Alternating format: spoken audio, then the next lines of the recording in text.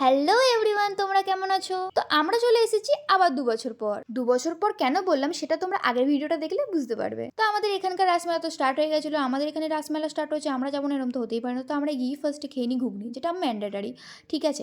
দেন আমরা চলে যাই একটা স্টার্টার কাউন্টারে। তো আমরা সেখান থেকে ট্রাই করি চিকেন উইংস। তো ওখানে চিকেন উইংসটা নামই ছিল, অ্যাকচুয়ালি ওটা ললিপপ ছিল, যেটা ললিপপের পর্যায়ে পড়ে না, দাম অনুযায়ী অনেকই বাজে। দেন আমরা মেলা থেকে বেরিয়ে একটা ছোট্টখাট্টো দোকান দেখলাম, এখানে অনেক রকমের টিক্কা, মোমো, অনেক কিছু পাওয়া যাচ্ছে। তো আমরা এখান থেকে চিকেন টিক্কা অর্ডার করি। অনেক কিছু পাওয়া যাচ্ছিল, অনেকই রিজনেবল প্রাইসে। আর এখানেও যদি আমাকে ডিস্টার্ব না করে তাহলে তো খাবার হজমই হবে না। দেন চিকেন টিক্কাটা আসার পর আমরা খাওয়া স্টার্ট করে দিই। দেন আমরা আরেকটা জায়গায় যাই যেখান থেকে আমরা অর্ডার করি মনস্টার রোল।